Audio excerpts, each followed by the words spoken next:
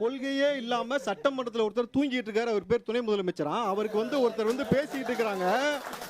அவருக்கு இன்னைக்கு பேசிட்டு இருக்கிறாங்க என்னன்னு சொல்லிட்டு இவர் இளம் பெரியாராம். இவரா? ஆமாங்க. யார் சொல்லி கொடுத்தா? நான் சொந்தமா யோசிச்சதுங்க. தான் ரெண்டு சூரியனா தமிழ்நாட்டுக்கு.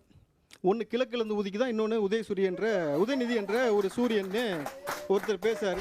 எனக்கு என்னமோ இது கோமாளி கூட்டம் மாதிரியே தெரியுது. போங்க. இந்த கோடை காலத்தை சமாளிக்க காசு கொடுத்தீங்கல்ல, உங்களை சமாளிக்க தானே. இந்த சூரியன் தான் கொல்லுதுன்றதை நான் தான் ஆரம்பத்துல சொல்லிட்டு இருக்கிறேன்ல. ஆரம்பத்துல இருந்து என் மக்களை கொல்றது யாரு? இந்த சூரியன். சொந்த காசுல சூனியம் வச்சுக்கிறவாங்கன்னு சொல்லுவாங்க.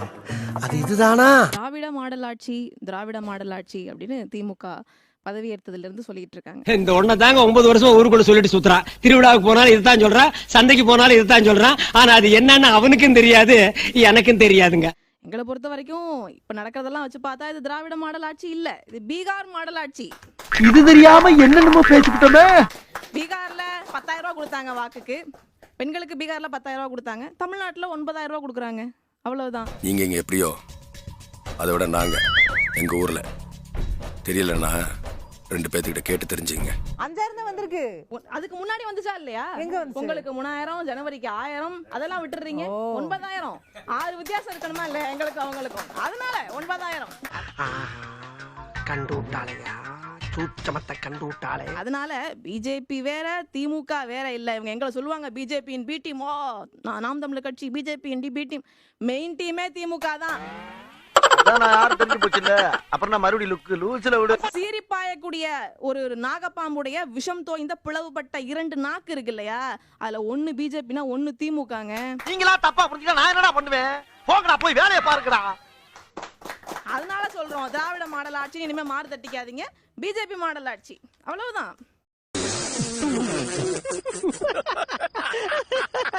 சொன்ன கல்வி கடன் ஆகட்டும், அதே மாதிரி விவசாய கடன் ஆகட்டும், எதுவுமே இது வரைக்கும் தள்ளுபடி பண்ணல. 2021ல 4.5 லட்சமாக இருந்த தமிழ்நாட்டுடைய கடன் இன்றைக்கு 9 லட்சமா இருக்கு.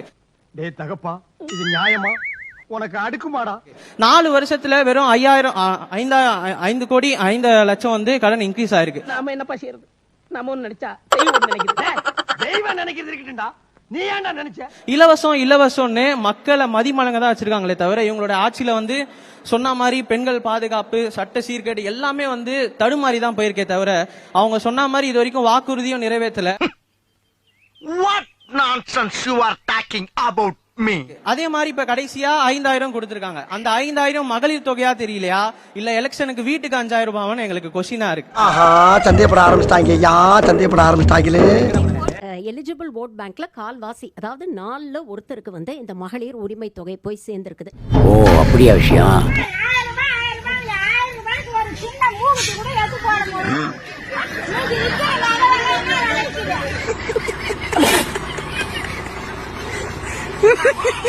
நீங்க பொதுவா போற போக்குல சொல்லிட்டு போயிடுறாங்க 1000 ரூபாய் இந்த சைடுல கொடுத்துட்டு அப்படியே டாஸ்மாக்ல வசூல் பண்ணிடுறாங்கன்னு.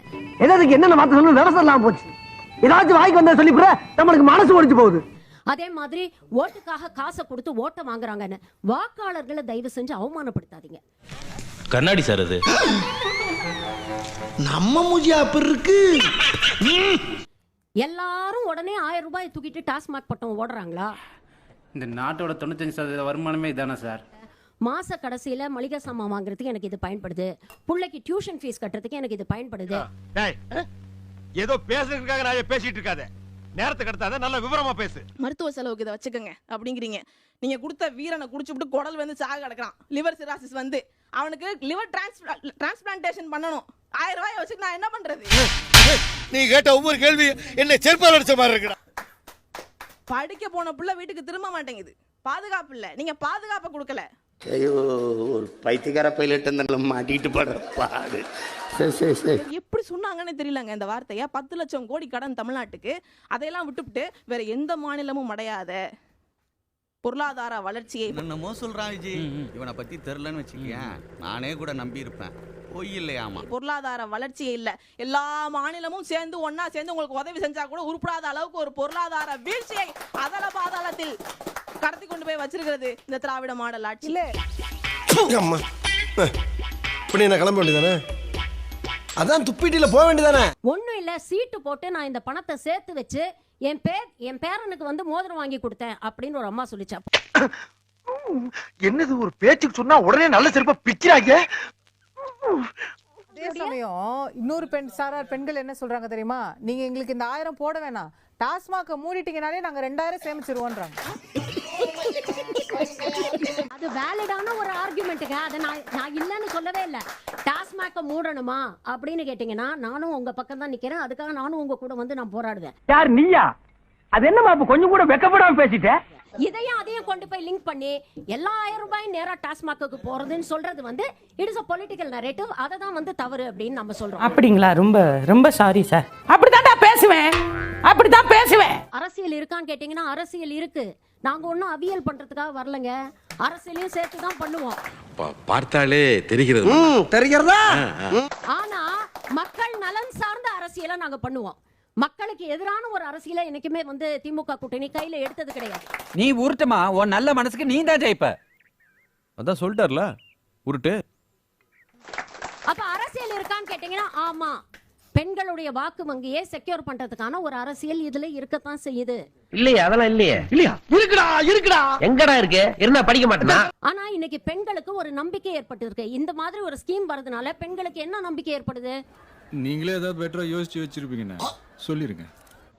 இந்த அரசுடைய நிதி நிலைமை நல்லா தான் இருக்கு. வந்து இப்ப அடுத்தடுத்து உருட்டுவாங்க, ஐயோ கடன் வாங்கிட்டாங்க, நாளைக்கே திவாலா போயிடுவோம், எல்லாத்தையும் ஊத்தி மூட வேண்டியதான் அப்படின்னு இப்ப வந்து உருட்டுவாங்க. இந்த ரியலா பேசுறது தான் எனக்கு தெரியும். இந்த ரீல் விட்டு பேசுறதுலாம் அவங்கள மாதிரி ஆளுங்களுக்கு தான் தெரியும். மக்களுக்கு பெண்களுக்கு ஒரு நம்பிக்கை ஏற்பட்டிருக்கு. இந்த ஸ்கீம் தொடரும். இனி ஆட்சி வந்து அடுத்த 2024 காலங்காத்தால உனக்கு குறவழி வரைக்கும் சோத்த போட்டு வண்டியில ஏத்திட்டு வந்ததுக்கு உன்னால என்ன பண்ண முடியுமோ அதை பண்ணிட்டேன். அப்ப இந்த மக்களுக்கு எதை இலவசமா கொடுக்கணும்ங்கிறதுல ஒரு அரசாங்கம் உறுதியா இருக்கணும். எதை இலவசமா கொடுக்கணும்? கல்வி இலவசமா கொடுங்க. வாய்ப்பில்லை ராஜா, வாய்ப்பு கிடையாது. நாம் தமிழர் கட்சி நாங்க என்ன சொல்றோம்? கல்விக்கேற்ற வேலை, வேலைக்கேற்ற ஊதியம், அதை கொண்டு வாழக்கூடிய ஒரு பெருமை மிக்க வாழ்வு, குடிக்க நல்ல நீர், நடக்க நல்ல பாதை, எரிக்க தடையில்லா மின்சாரம், இதெல்லாம் கொடுங்க என் மக்களுக்கு. இருந்தா தரமாட்டானயா? உண்மையிலே செலவு பண்ணிட்டயா? தூண்டி விடாத. அதை விட்டுட்டு டாஸ்மார்க்ல வீரனை கொடுக்கறதும், மாசம் பெண்களுக்கு 1000 ரூபாய் இனாமா கொடுக்கறதும், யார் விட்டு காசை கொடுக்குறீங்க? என்னமோ உங்க அப்பா விட்டு சொத்து மாதிரி. கடை தேங்காய் எடுத்து வழிப்பிள்ளையாருக்கு உடைச்ச மாதிரி இருக்கு. அத்தை விட்டு கோழியா எடுத்து மாமாக்கு சமையல் செஞ்சு வச்ச மாதிரி இருக்கு.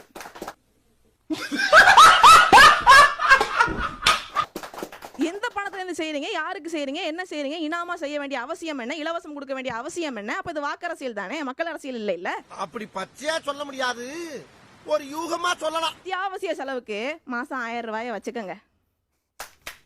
நாங்க என்ன சொல்றோம்? ஐயா இதெல்லாம் நீங்களே வச்சுக்கோங்க. நான் எங்க வீட்டு மளிகை கடை லிஸ்ட் சொல்றேன்.